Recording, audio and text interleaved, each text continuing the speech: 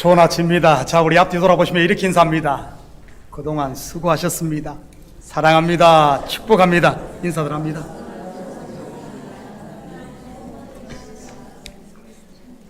제가 그동안 수고하셨습니다 인사케 한 데는 참으로 많은 의미가 들어있습니다. 먼저는 부족한 목사의 설교를 듣느라 수고하셨습니다 하는 의미입니다. 제가 말주변이 좀 없어가지고 설교가 좀 직설적이고 강하지 않습니까? 말들은 안 하셔도 로마서 설교를 들으면 많이들 찔렸을 겁니다. 그런데 그것은 제가 성질이 고약하고 못돼서 그런 것만은 아닙니다. 물론 못된 구석도 좀 있긴 있어요. 원래 하나님의 말씀 자체가 죄인인 인생에게는 찔리게 되어 있는 것입니다. 확인합니다. 예레미야 23장 29절입니다. 여호와의 말씀이니라 내 말이 불같지 아니하냐 바위를 쳐서 부서뜨리는 방망이 같지 아니하냐. 한 군데 더 볼까요? 히브리서 4장 12절 13절입니다.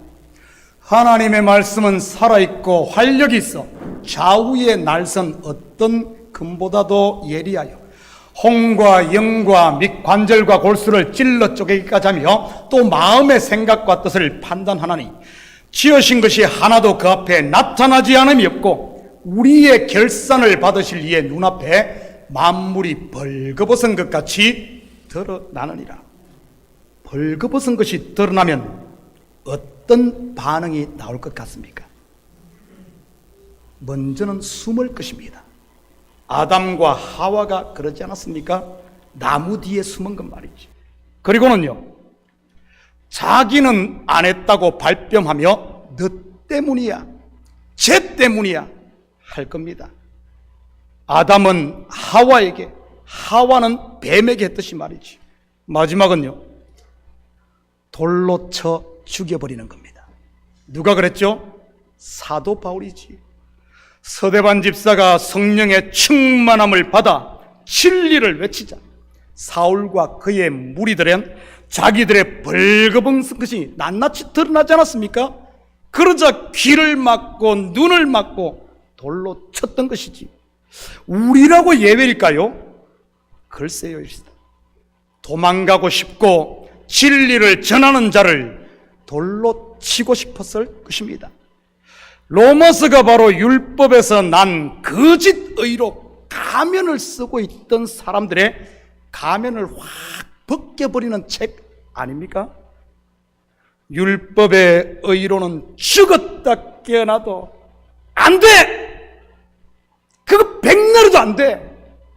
그 율법을 생명처럼, 그 자기애를 생명처럼 붙들고 있던 그 사람들에게 그렇게 외쳤죠. 오직 그리스도의 의만이 구원의 근거가 된다는 이 복음의 핵심이 로마서 아닙니까? 벌거벗음이 드러남에도 그것을 다 이기고, 내 속에 벌거벗음이 드러남에도 이기고, 여기에 계신 여러분 참 수고했습니다. 1년 동안 로마서를 강의하면서 참 전하는 저도 힘들고 듣는 여러분도 힘들 것입니다. 어떤 분은 그러시더라고요. 목사님, 로마서 그만합시다. 아가서 했으면 좋겠어요. 그런데 있잖아요, 예전에 아가서 강의하다가 한 분이 시험 들어서 떠났습니다. 그 사랑의 이야기를 하는데도 어떻게 된 거죠? 두 번째는 교회의 여러 어려움 가운데서도 요동하지 않고 자리를 지키시느라 수고하셨습니다. 광야와 같은 세상을 살며 참으로 지치고 고난 영혼이 힘을 얻고 위로를 받는 곳이 교회인데 이 교회에서 걱정거리가 있었으니 얼마나 힘들었겠습니까? 참교회를 담임하고 있는 목사로서 여러분에게 다시 한 번 더 죄송하고 또 자리를 지켜주신 여러분에게 감사의 말을 드립니다. 그렇지만 분명한 사실 하나는 이러한 모든 것들이 여러분에게 그리고 저에게 복이 되는 줄 믿습니다. 왜냐하면 그리스도의 몸된 교회의 한 지체로서 겪는 고난은 성도를 연단시켜 흠도 없고 티도 없는 그리스도의 신부로 만드는 한 과정이니 말이지. 또한 교회는 그리스도를 머리로 한 지체로 부름받은 가정과 같은 공동체이기 때문에 그렇습니다. 내가 힘들므로 누군가의 짐을 들어주고 내가 손해봄으로 다른 형제가 이득을 보기 때문입니다. 그리고 그것은 결국 몸된 교회 공동체 전체가 함께 건강하게 자라가는 것이고요. 저는 우리 모두가 함께 건강하게 자랄 수 있기를 축복합니다. 혼자만 자만치 앞서가지 마시고 혼자만 또 자만치 뒤처지게 놔두지 마시고 함께 가야 하는 것이지요. 좀 못한다고 쫓아내고 좀 실수한다고 핀잔을 주지 마시고요. 부족한 부분이 있으면 채워주고 실수가 있으면 덮어주고 말이지요. 예수님께서 저와 여러분을 그렇게 하지 않았습니까? 더러운 발을 씻어주고 안전뱅이가 되어 일어나지 못하는 우리들을 손을 내밀어 일으켜주고 냄새가 풀풀 나는 답답한 무덤 속에 있는 우리를 꺼내주지 않았습니까? 이것이 바로 은혜 받은 성도와 세상이 다른 것 아니겠어요? 세상은 어떻습니까? 요만한 것 잘못이 있으면 동네방네 떠들며 이만하게 만들어버리고 쓰러지면 짓밟아버리고 올라가려고 하면 끌어내리지 않습니까? 경쟁사회 말이지. 이러한 사단이 뿌리는 세상의 가라지들이 우리의 마음과 교회에 뿌리내리지 못하게 나는 우리 식구들이 깨어있기를 축복합니다. 우리는 지난주 문안 인사 가운데 끼어있는 가장 중요한 핵심 부분을 살펴보았습니다. 잠시 복습을 하면 문안으로 번역된 헬라어 아스파조마이가 무슨 뜻이라고 했습니까? 포옹하다, 입맞추다는 뜻으로 가족 개념을 포함하고 있는 단어라고 했습니다. 다시 말해 하나됨이라는 의미지요. 어떻게 하나 될 수 있죠? 어둠과 빛이 함께 뒤섞이는 게 하나됨일까요? 의와 불의가 섞이는 게 하나됨일까요?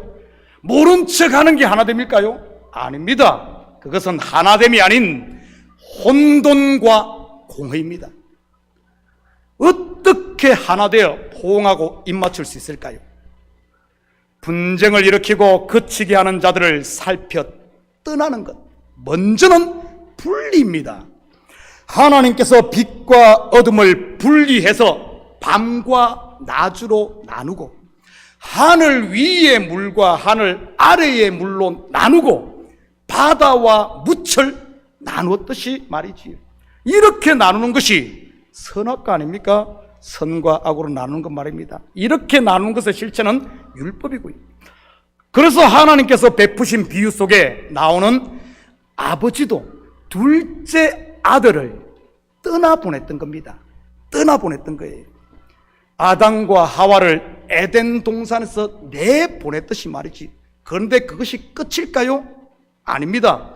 성경에서 분리는 반드시 하나됨, 합치는 것이 전제되어 있는 것입니다. 무엇으로 하나가 되죠? 바로 빛입니다. 빛. 요한계시록 12장 5절입니다. 다시 밤이 없겠고 등불과 햇빛이 쓸데없으니 이는 주 하나님이 그들에게 빛이심이라. 그들이 세세토록 왕노릇하리로다. 바로 빛 대신 하나님으로 하나 되게 하는 것이지요. 남자와 여자로 분리를 하고 결혼을 통해 아들로 하나 되게 하는 것도 같은 그림입니다. 집 떠났던 둘째 아들 또한 아버지께 돌아와 서로 포옹하고 입맞추지 않습니까? 문안하는 거죠. 그런데 집을 떠나지 않았던 큰아들은 어떻게 됩니까? 그냥 혼돈과 공허 속에 있게 되는 겁니다. 저는 우리 성도들이 선한데 지혜롭고 악한데 미련함으로 어둠에 있는 형제들에게서 떠나서 그걸로 끝나면 안 돼요. 빛 가운데 여러분이 있어서 어둠에 있는 형제를 빛 가운데로 끌어내 포옹하고 입맞출 수 있기를 축복합니다. 말씀으로 위로하고, 말씀으로 격려하고, 말씀으로 소망을 주면서 말이죠. 이처럼 말씀 안에서 하나 될 때 사단은 한 길로 왔다가 7길로 도망가는 겁니다. 마치 이 예배당에 불을 딱 켜면 어둠이 순식간에 사라지듯이 말이지. 오늘 본문 21절입니다. 나의 동역자 디모데와 나의 친척 누기오와 야손과 소시바드가 너희에게 문안하느니라. 로마서 16장은 키아스틱 구조, 즉 샌드위치 기법으로 기록되었다고 제가 지난 설교에서 말씀드렸습니다. 다시 말해 세 부분으로 나누어 있다는 그런 말이죠. 물론 가장 중요한 핵심은 가운데 있는 부분이고요. 샌드위치를 만들 때 먼저는 딱 빵을 놓습니다. 그때 제일 먼저 언급된 첫 번째 빵의 이름이 누구입니까? 로마서 16장 1절, 바울의 편지를 로마 교회에 전달한 갱그레아 교회의 일꾼이었던 베베 자매입니다. 가장 먼저 이름이 언급됐다는 말은 가장 중요한 인물이라는 의미가 될 수 있지. 베베 자매에게 이 막중한 일을 맡겼다는 말은 그만큼 사도 바울이 신뢰했을 뿐만 아니라 그녀 자체가 그리스도의 편지요 바울의 얼굴이었다는 뜻 아니겠습니까? 그리고 가운데 핵심이 들어가고 오늘 본문이 샌드위치를 이제 덮는 부분입니다. 덮는 부분. 그 첫 번째 등장한 인물이 디모데입니다. 앞에서 살펴본 베베 자매와 쌍벽을 이룬다고나 할까요? 빵으로 탁 덮고 있는. 그런데 바울이 디모데를 어떻게 소개하고 있습니까? 나의 동역자. 바울이 디모데를 부르는 또 다른 수식어가 있는데 무엇인 줄 압니까? 뭐죠? 바로 아들입니다. 확인합니다. 디모데전서 1장 2절입니다. 믿음 안에서 참 아들된 디모데에게 편지하노니. 한 군데 더 봅니다. 18절입니다. 아들 디모데야, 내가 내게 이 교훈으로서 명하노니 전에 너를 지도한 예언을 따라 그것으로 선한 싸움을 싸우며. 바울에게 있어 디모데는 참 아들이요 동역자였다는 그런 말입니다. 성경에서 아들이라는 표현은 우리가 생각하는 그런 자식이라는 의미를 넘어 자신의 또 다른 모습을 담고 있는 단어입니다. 예수님을 하나님의 뭐라고 하죠? 아들이라고 말하죠. 그렇다면 하나님께서 미세스 하나님을 통해 낳은 아들이 예수라는 그런 말일까요? 그렇다면 왜 성경에 미세스 하나님은 왜 한 번도 등장을 안 하는 것일까요? 여러분, 예수님을 하나님의 아들이라고 하는 것은 하나님 자신이라는 그런 말입니다. 그래서 성부, 성자, 성령이 세 분이 아닌 한 하나님 삼위일체인 것이고요. 그런 면에서 보면 디모데 또한 베베 자매와 같은 그리스도의 편지요 바울의 얼굴이었던 겁니다. 오늘은 이 디모데에 대해 좀 살펴보도록 하겠습니다. 먼저 디모데라는 이름은 헬라어 티모데우스, 데우스. 어디서 많이 들어보지 않았어요? 데우스. 뭐죠? 데우스. 하나님이라는 뜻입니다. 디모데우스라는 말은 하나님을 공경하는 사람, 하나님을 사랑한다는 그런 뜻이지. 그는 루스드라 출신으로 아버지는 헬라인, 그리고 어머니는 유대인이었습니다. 유대인과 헬라인이 하나가 되어 나온 아들이 디모데인 것이지. 사실 유대인과 헬라인은 절대 하나가 될 수 없는 원수 아니었습니까? 그런데 이 둘이 하나 되어 한 세 사람으로 지어진 존재가 디모데인 것입니다. 저는 우리 성도들이 동역자요 아들인 디모데가 될 수 있기를 축복합니다. 원수와 하나 되는 것, 둘이 하나 되는 것, 전혀 다른 남자와 여자, 전혀 상극인 둘이 하나 되는 것, 이방인과 유대인이 하나 되어 새 사람으로 지어지는 것, 바로 디모데 말이지. 그런데 그의 신앙은 어려서부터 가정으로부터 다져진 사실을 확인할 수 있습니다. 디모데후서 1장 5절입니다.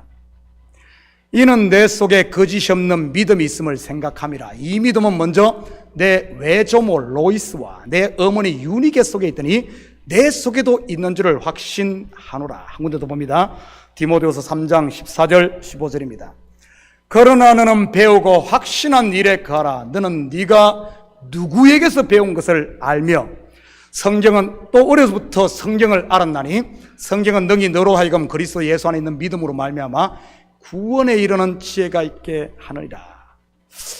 제 친구 목사님들 가운데도 좋은 믿음의 유산을 받은 분들이 있습니다. 그런 분들을 보면 신앙이 자연스럽게 몸에 배어 있는 것을 보게 되지요. 물론 말하는 것도 좀 다릅니다. 저처럼 이렇게 촌스럽지 않고요. 그런데 안타깝게도 많은 경우 우리 한인 2세들을 보면은 부모의 신앙이 이 자녀들에게 찾아보기 힘든 경우들이 종종 있지요.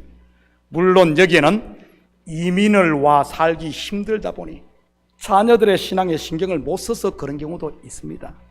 그 부분에 대해서는 충분히 이해하고 공감할 수 있죠. 그런데 실상은 우리의 신앙생활이 교회에서 따로, 집이나 사회에서 따로로 인해 그런 경우가 더 많다는 사실입니다. 신학적인 용어로는 이원론적이라고 하고, 속된 영어 표현을 하면 two-face, 두 얼굴이라고 표현할 수 있지요. 그런 이중성으로 인해 자녀들을 더 교회로부터 멀어지게 하는 것이 자칫 부모일 수 있다는 사실입니다. 분명 교회에서는 장로요, 권사요, 집사요, 교회 일을 도맡아는 천사와 같은데 차만 타면 정반대의 모습을 보인다면 말이지. 자식들 안 듣는 것 같아 다 듣거든요. 예배 때는 아멘 아멘 하면서 차 안에서는 목사 욕하고 성도들 판단하고 정지한다면 자식들 마음이 얼마나 헷갈리겠습니까? 혼란스럽겠습니까? 이것은 가정도 가정이지만 교회도 마찬가지고요. 우리 어른들의 모습을 다음 세대들이 그대로 보고 배우니 말이지요. 앞에서는 천사 같은데 마음이 한번 삐뚤어지면 너 죽고 나 죽자 식으로 간다면 어떻게 되겠어요? 물론 우리 식구들은 그렇지 않을 것으로 저는 확신합니다. 왜냐하면 우리 교회 이름이 뭐죠?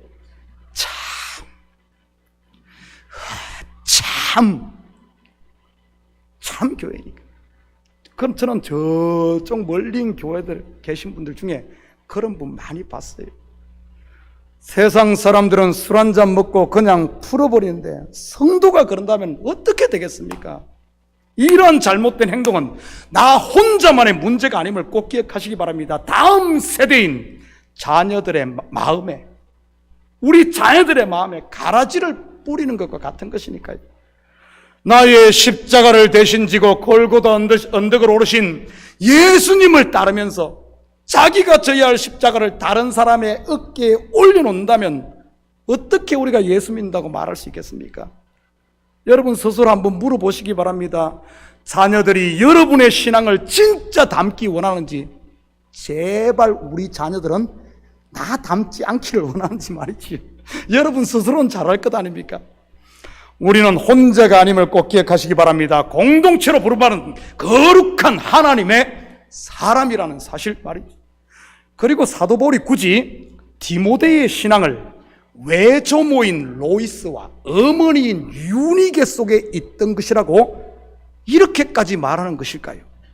물론 겉으로만 보면 믿음의 뼈대 있는 집안이라는 이런 의미겠지요. 그런데 조금 더 깊이 들여다보면 이 말 속에는 유대인과 이방인이 한 세 사람으로 지어지는 바로 디모데후서, 이 비밀이 처음부터, 창세 전부터 하나님의 뜻이었음을 내포하고 있는 말이기도 합니다. 유대인과 이방인이 원수가 되고 그 두 원수가 하나됨을 통해 구원이 뭔 줄 아니? 이게 바로 구원이야 하는 것을 보여주는 것 말이지. 우리가 바로 하나님과 원수되었던 사람들 아닙니까? 하나님의 말씀을 차버리고 뱀의 말과 하나됨으로 하나님과 원수되었던 유대인과 이방인이 원수되었듯이 원수되었던 우리들 말이지. 그런데 어떻습니까? 예수 그리스도의 십자가 보혈의 피로 그 원수되었던 것이 하나 되게 하는 것. 이것이 나에게서 난 것이 아니라 창세 전부터 하나님의 섭리 속에 계획된 그 일이라는 것을 너희 어머니 외조모 때부터 그 신앙이 이어졌다 하는 비밀 속에 담겨 있는 겁니다. 또한 디모데를 바울은 동역자로 소개를 합니다. 동역이라는 말은 한 멍에 아래서 함께 짐을 지고 같은 방향을 바라보며 간다는 그런 말입니다. 방향이 다르면 그것은 절대 동역이 될 수 없지요. 너는 일어나 동서남북으로 나아가라 하는데 나는 안 나갈 거야, 나는 좀 더 앉아 있을 거야, 너 혼자만 가 한다면 어떻게 동역이 되겠습니까? 그것은 동역이 아니라 반역인 것이지. 발목을 잡아 넘어뜨리는 것 말입니다.